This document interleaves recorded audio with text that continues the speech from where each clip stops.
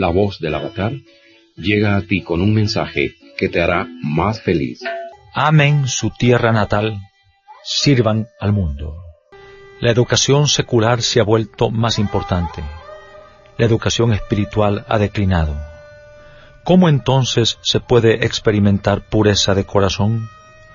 La pureza de corazón es la columna vertebral de la educación. Al ignorar los elevados ideales de la divina cultura de la India, los hindúes no hacen ningún esfuerzo para conocer su herencia. ¿Acaso existe un infortunio mayor que este? Queridos estudiantes, la verdadera educación en un país consiste en inculcar en los estudiantes reverencia por su país y por su herencia cultural. No es la política lo que va a proteger a la India, ni las bombas ni las armas. Lo que preservará a la nación es el patriotismo y el espíritu de sacrificio que anide en el corazón de la gente, así como su visión espiritual. Por lo tanto, los estudiantes de hoy deben estar llenos de espíritu de sacrificio, cultivar una devoción sin egoísmo hacia el país y alistarse para seguir el sendero espiritual. Los estudiantes, hombres y mujeres, que posean esas características, podrán cuidar a la nación y salvaguardar su seguridad. La educación hindú es un sistema educativo que no obliga a los estudiantes a gastar mucho dinero para obtener un título y para que después de graduarse imploren por un trabajo. Tiene como meta promover la confianza en sí mismo. Inculca en el estudiante la noble idea de fomentar el progreso del país con un espíritu de sacrificio y vivir una vida dichosa dedicada a brindar ayuda a la gente. Busca fomentar la unidad en la diversidad. Prepara la mente de los estudiantes para luchar en contra de cualquier forma de injusticia, corrupción y maldad que aflija a la sociedad. La educación hindú no es una prisión para crear una esclavitud mental o un yugo hacia un trabajo. Proclama a toda voz: el uno reside como espíritu interno en todos los seres. Proclama que todos manifiesten su divinidad. Así, la verdadera educación hindú busca inculcar el patriotismo, promover el espíritu de sacrificio y fomentar la búsqueda espiritual, es decir, que vivan una vida ideal. Estudiantes, educación no significa impartir conocimiento mundano para que vivan una existencia mundana. La verdadera educación debe inspirarlos y llenarlos de sentimientos y pensamientos para que vivan una vida ejemplar. Cuando nace un hombre, está dotado de ciertas aptitudes. Sin embargo, debido al mal uso de los sentidos y al crecimiento ilimitado de sus deseos, esas aptitudes no son aprovechadas. Como consecuencia, envejece y muere prematuramente. Por lo tanto, debe usar con propiedad esas aptitudes para controlar los sentidos, prolongar la vida y dedicar el conocimiento y el talento para servir a la sociedad. Solo cuando los estudiantes desarrollen carácter e integridad, serán capaces de transformar el clima moral del mundo que los rodea. La educación ha fracasado en transformar el comportamiento humano, por lo cual no hay desarrollo mental o espiritual entre los estudiantes.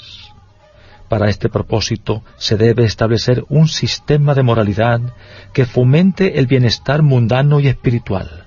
Sólo así la humanidad se volverá divina. Un estudiante debe poseer 3 cualidades. Regocijarse por el bienestar del mundo. Esta es la primera cualidad. El estudiante debe anhelar el bienestar de todos los países. La segunda cualidad es adquirir toda clase de conocimientos.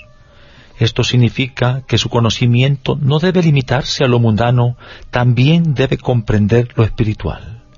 Cada hombre está dotado de conocimiento, el cual asume varias formas. No es sólo un ejercicio intelectual o especulación mental. No significa vivir en un mundo de sueños, ni es un producto de la imaginación. Conocimiento, en un sentido más profundo, es la experiencia de la unidad.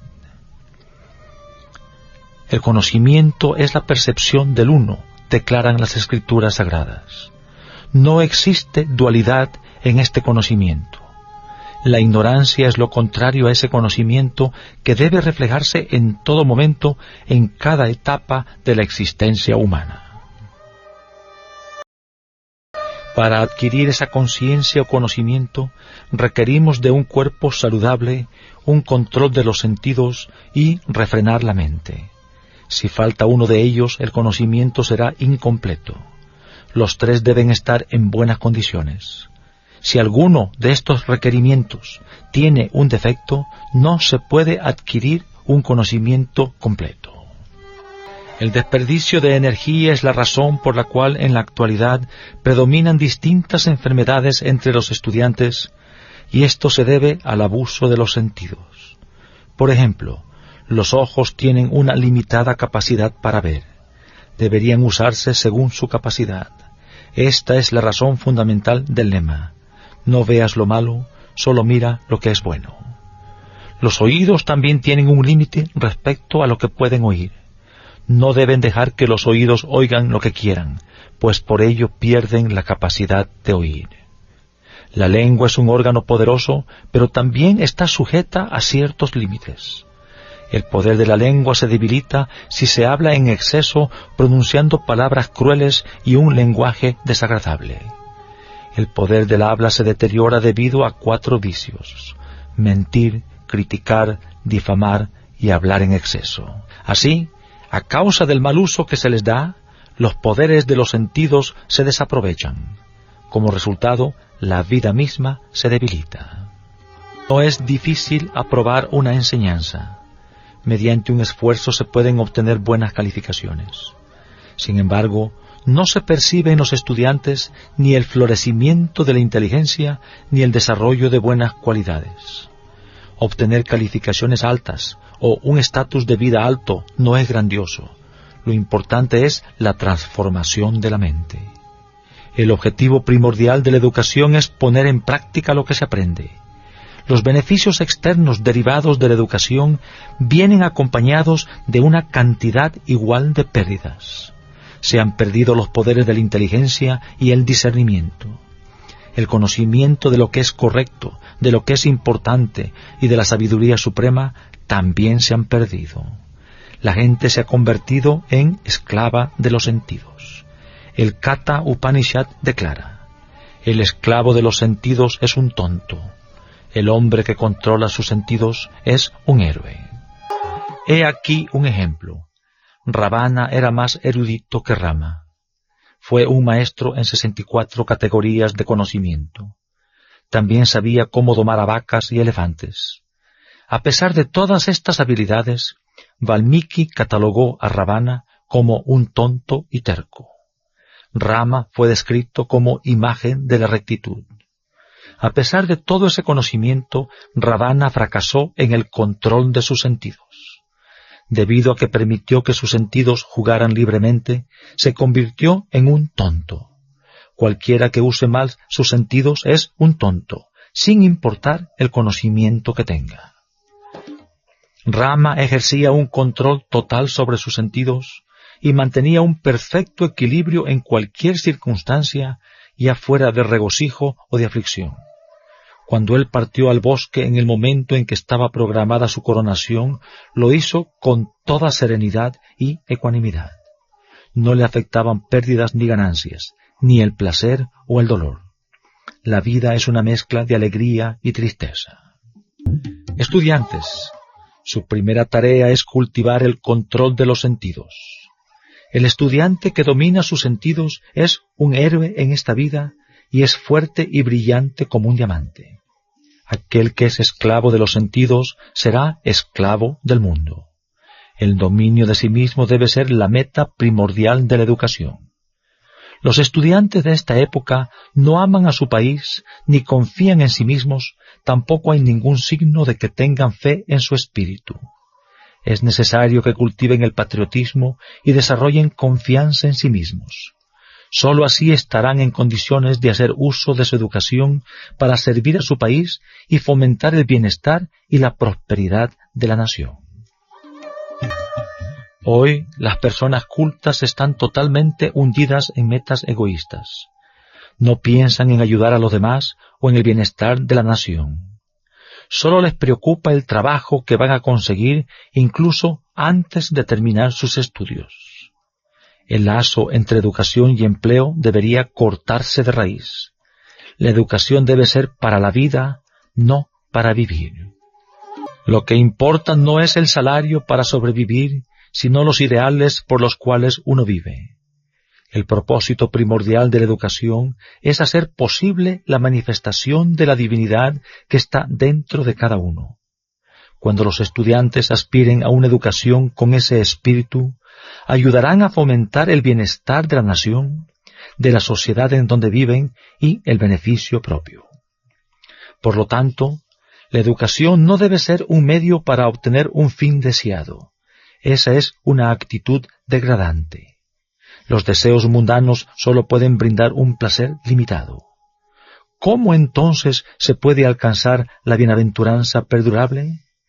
No es por medio del cuerpo, sino a través de la experiencia interna. Sólo así habrá satisfacción en la vida. En la actualidad no existe armonía entre el pensamiento, la palabra y la acción. El hombre está atado a sus propias contradicciones. Al pensar una cosa, expresa una tercera. A causa de ello se engaña a sí mismo. Se debe estudiar no sólo para obtener un título, sino para cultivar los valores humanos. Todo tipo de riqueza es efímera. No se conviertan en esclavos de la riqueza. Vuélvanse portadores de buenas cualidades. La riqueza sin carácter es inútil. La vida se vuelve ideal cuando el carácter se constituye en nuestra riqueza. El florecimiento del carácter conduce a una vida radiante. Cuando un niño nace, no tiene ningún deseo. Al crecer, sus deseos se van incrementando. Deben limitar esos deseos. La vida es un largo viaje, y si cargan menos equipaje, más cómodos viajarán. La reducción de deseos es la verdadera señal de civilización. El gobierno ha impuesto límites en terrenos, casas y muchas otras cosas, pero no existe un límite a los deseos. La educación debe guiar hacia una restricción de los deseos. Es un deber comprender que cada órgano del cuerpo tiene un límite respecto a las funciones que realiza. Es peligroso usarlos más allá de ese límite. Esto se aplica en la vida a casi todo. Cada vez que se excede un límite, hay una consecuencia adversa. La luz excesiva quema la retina. Un ruido estridente puede dañar el tímpano. Estudiantes, ustedes saben cómo está la situación en el mundo. Por doquier hay desorden y violencia. El hombre ha recibido dos regalos, la felicidad y la paz. Cada persona en el mundo, desde un rey hasta un mendigo, desea sólo estas dos. Pero ¿cuál es la clase de felicidad que debe buscar? ¿Un placer físico, mental o material? Los hombres no están seguros respecto al tipo de felicidad que quieren y en dónde obtenerla. Si lo que quieren son placeres sensuales, descubrirán que son momentáneos y que al final sólo los debilitan. Eso no es placer. ¿Y qué hay acerca de la paz? La gente considera que la paz es estar libre de preocupaciones. Tyagaraja declaró que no podía haber placer sin paz. ¿Cómo se puede alcanzar la paz? Solo reduciendo los deseos. Cuando los deseos se incrementan, se reduce la paz. El hombre es presa de deseos insaciables. En cuanto logra un deseo, desarrolla otro hacia algo más atractivo.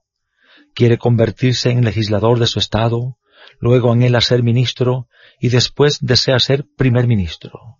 Estos deseos no tienen fin. El hombre debe procurar ser feliz. Quien está descontento pierde mucho. Un estudiante puede aspirar a obtener altas calificaciones, pero no debe desear que los demás no las obtengan. Esa actitud egoísta no es correcta. Todos deben salir igualmente bien en los exámenes, todos deben alcanzar la excelencia. Los estudiantes deben asumir una actitud magnánima. La etapa estudiantil es como la de un árbol tierno. Cuando se le brinda los cuidados apropiados, crece y se convierte en un árbol fuerte.